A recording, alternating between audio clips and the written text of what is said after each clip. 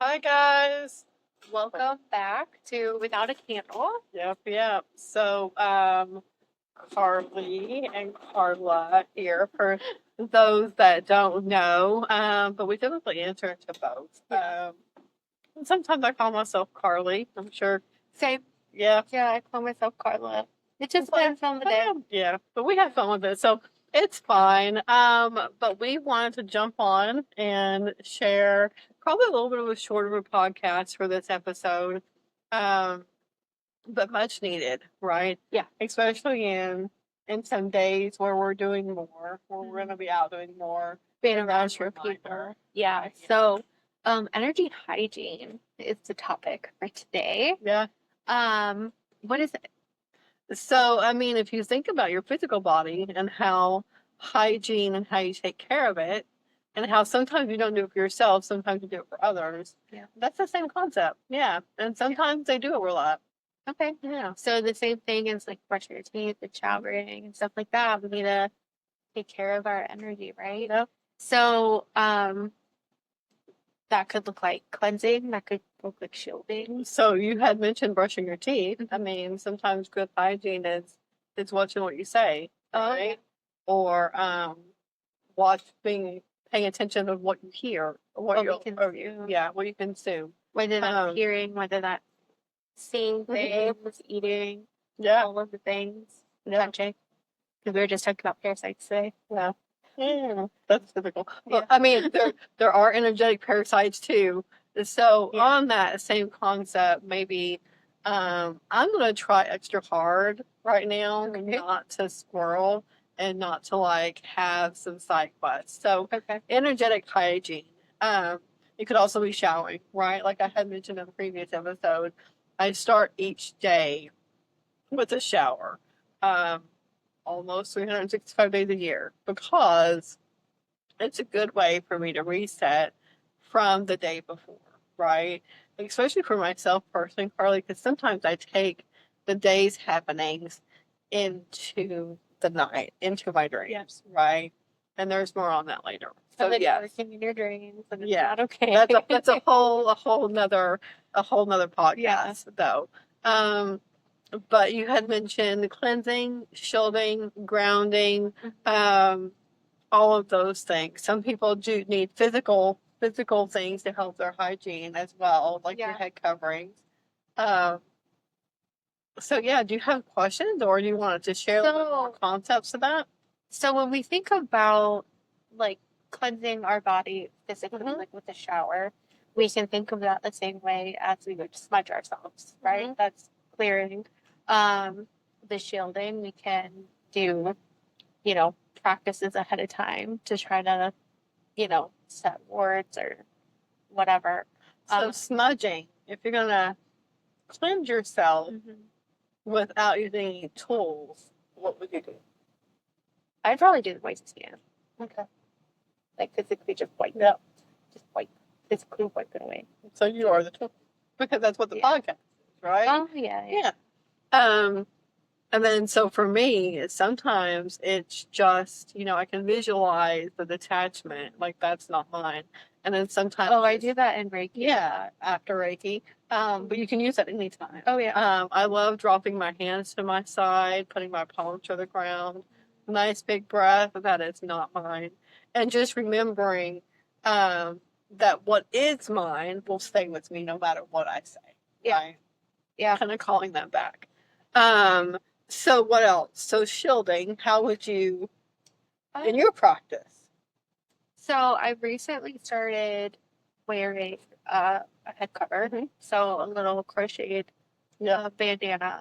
Not all the time, obviously. I'm not wearing one right now, but there'll be times where I just like wake up in the morning and be like, I kind of need to like hold my energy closer to me today, or if I know I'm going to be around a lot of people, like Friday when we do like a concert, like I'll probably wear one. Yeah. And just being mindful about like keeping my energy kind of close to me and having that barrier of not allowing other energy to penetrate mine.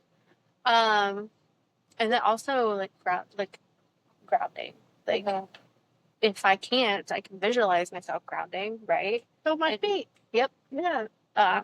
Get back into that practice.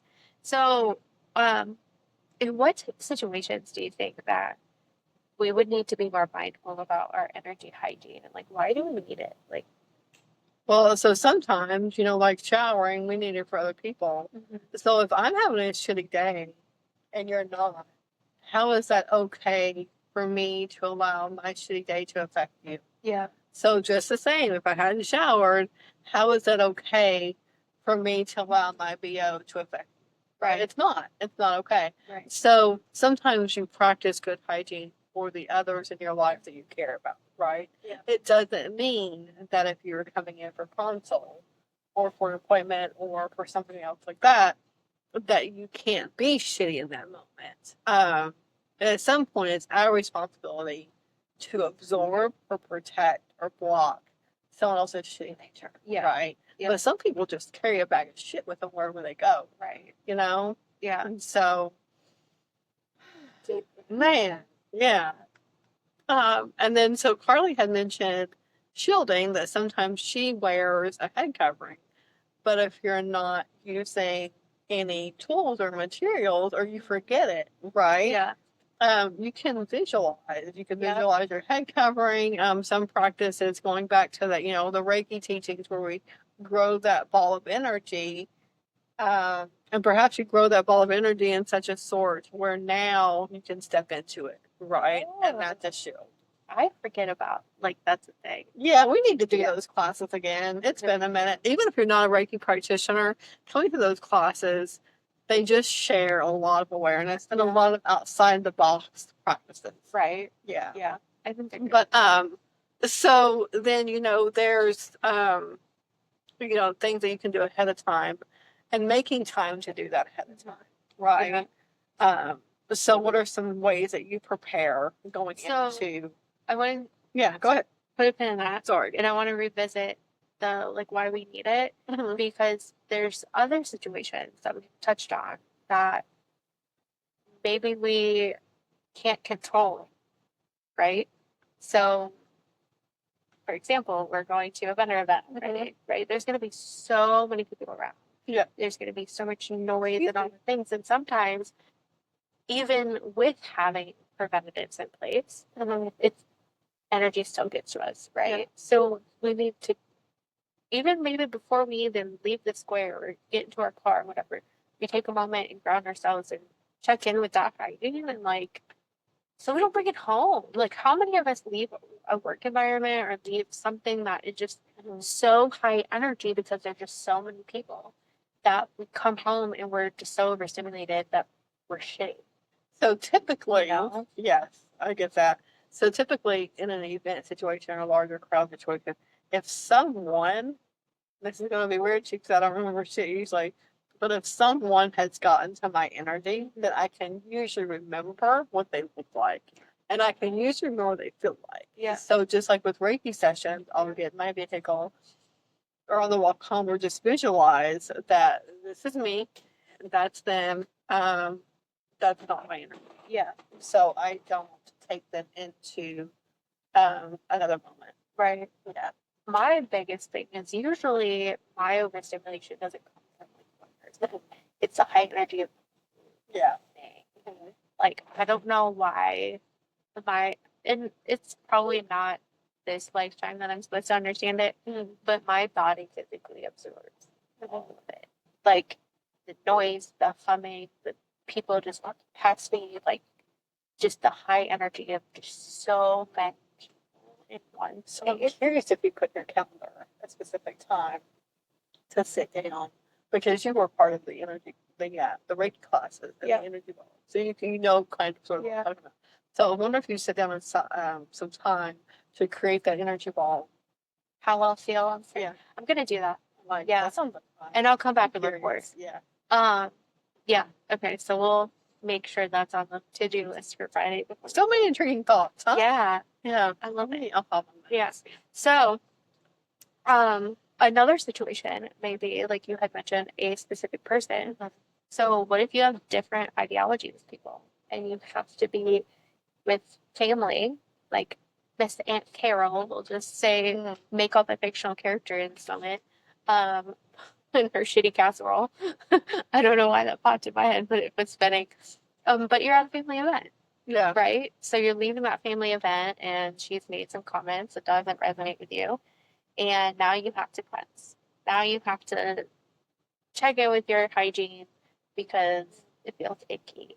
And that just kind of a practice too. Yeah. So still the same concept of detaching. But also as we grow and mature in our spiritual journey, and so that's completely different than maturing physically or, almost any other way. Mm-hmm. As we mature, I feel like we allow less of that to happen. Right. So not that we intervene and cause conflict with Aunt Carol at the table, but that we just understand in that moment as she's saying those things that we don't have to hear them, right? Like we don't have to take them in. We don't have to claim them. Yeah. We don't even have to claim their existence, right? Yeah. And then there's some things I use so much recently, it's none of my business. Yeah. And if someone's bitching about something to me that they're allowing too much of their energy to be occupied by something that's none of their business, I'll just say it's none of your business either. Yeah. Like it's none of my business and it's none of your business. Leave it. So, yeah. I like that. Any other input? So I don't know if this is like too deep or too far of a tangent to be a part of it, but I'm just gonna go with it and see. Yeah. So in my spiritual journey and also my human journey, because I don't really They hold hands. They do hold hands, but they're like two different roads, right? I've been in therapy for 5 years. You know that. Like I don't hide that. And one thing that I learned in therapy is that something that I've known but appreciate differently is you only know what you know. And people, especially around like generational trauma and like generational teachings and all that stuff, is well, and then uneducated in this. And when I say that, I don't mean ignorant. I mean truly that they just don't know what they don't know. Right. And so for example, with generational trauma, like let's just say you have, your grandparents, they were abused as kids, but they didn't physically abuse, their children, but they verbally abused them. Well, can that be said that they are doing better than their parents? Maybe, but there's still abuse there, right? Yeah. And to them, they think they've grown because that's all they know. Hey, I didn't physically abuse you, right? Because they can't wrap their head around that verbally abuse is abuse, And so it's kind of the same concept of as you go along the generational journey of a generation does stuff a little better. There's still some shit, but it's a little better. It all comes down to not having the education behind why our words are affected and why, abuse is still abuse and like things like that. So that's what I'm talking about as far as like you don't know what you don't know, right? And I don't know how to better explain that, and maybe that's like a different. So even the generation that was doing the physical, even the word abuse, right? Like there's a perception around that, right? Too, because in one generation it could be spanking, one generation it could be, spare the rod, spoil the child. In one generation it could be getting attention, and then another time comes, and now that's abuse, and there's definitely different. I believe that there's different guidelines, right, or different perimeters around what it's abuse and what it's discipline, right? Like if I just swatted Karlie, to get her attention, that would be more of a spanking. If I was doing, and not just even leaving marks, but I feel like that when there's emotion tied to the physical act. Yeah, I mean, I was looking for a different word, but that will work. When there's emotion tied to the physical act or the physical discipline, then I feel like that Yeah. is where the abuse happens. However, for that generation just to be able to say, okay, that was abusive, right? That may be a lot. Yeah. So for the next generation, to be able to acknowledge that I'm not beating my kid, maybe they don't understand how words are harmful. Right. Yet, right. Right. And that's where what I'm trying to explain is, you know, for that specific generation, they may not see spanking as abuse, but the way they went about it actually was because they weren't taught that it, you know, and then the same thing with, you know, the verbal abuse is they weren't taught that that's how that could be harmful to people. Gotcha. Yeah. You know what I mean? So you don't know what you don't know until the research comes out, right? And so, it's not that they're stupid. It's just that they've not been presented with that concept before. Right. Right. And so where my perspective comes into play with it and how I kind of dismiss behavior is especially around older generations that I'm around, right? Is understanding that they don't know. Like even though they have their research and they have the ability to learn, doesn't mean that they are capable of learning. Right. It's just they don't know what they don't know, and there are still some cultures and still some communities that don't have access. Yeah, no. Right. Like if you're in the hills of Harlan, Kentucky, and you just don't see much civilization, then you just still may not know. Yeah. Right. For generations to come. Yeah. Right. But man, that's a lot. Yeah. You know? And I feel like aha moments like that of like you breaking that mold, takes something special in you. Does that make sense? Like I had another bubble that came out, Karlie, and this may sit, may not sit. Imagine that individuals also have to realize how they're being treated isn't okay. So when I did not grow up with a family that spanked, well, some of us the street beat, and well, not beat, but like in trouble, and I didn't want any of that. So maybe that's why, I don't know. Yeah. But imagine that the one getting their ass beat every day, what if they don't realize that that's not okay? Yeah. Right? What if the child getting cussed at every day doesn't realize that that's abuse either? Yeah. Does that make sense? So if they don't realize that that was or could have been different, then that generation just doesn't get it. So that is so interesting that we're like the topic has gone this way because I was having a conversation with somebody yesterday and I learned this again through therapy and I said this to her was sometimes you become the product of your environment and sometimes you look at your environment from the outside in and grow from it and you decide you're going to be better than that environment. Yeah. And the people that have grown to be their environment truly haven't learned that there is something different. That there's other options. Yeah. Just like, if you've never been in a grocery store that offers like gluten-free cookies, and you never knew that you can have cookies. Yeah. That there are other options, right? Or the people that aren't, have celiac or have a gluten intolerance, they don't understand why that's so important. But it's not a trend for a lot of people. Yeah. That it's a lifestyle because of their health. You know what I mean? Absolutely. So with that being said, when you're around, I know we kind of went off on a tangent. We can always split. Yeah. When we went off on a little tangent there, but to bring it back to the topic, when you're around people like that truly don't get it, that truly don't understand or don't understand how their education affects people. Oh my God. Their lack of education affects people. You can take that and be like, you know what? Okay, they're just on a completely different level than I am, and that's okay.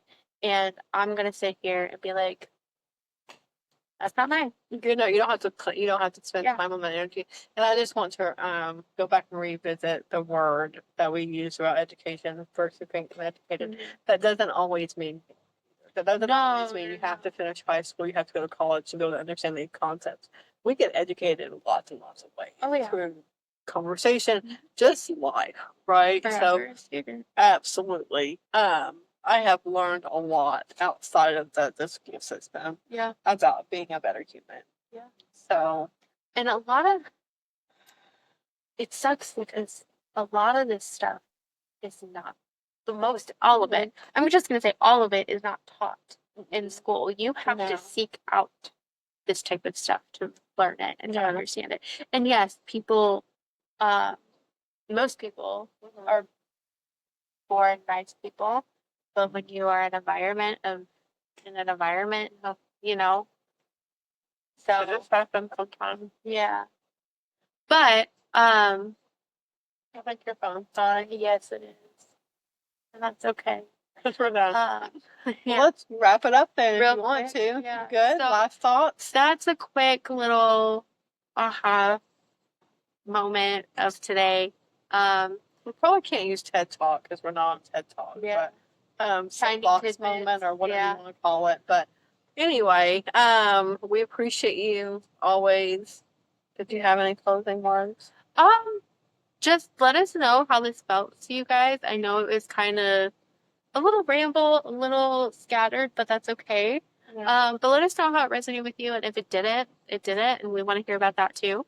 And we will see you guys next time. Bye, guys. See you. All right. See ya. Thanks.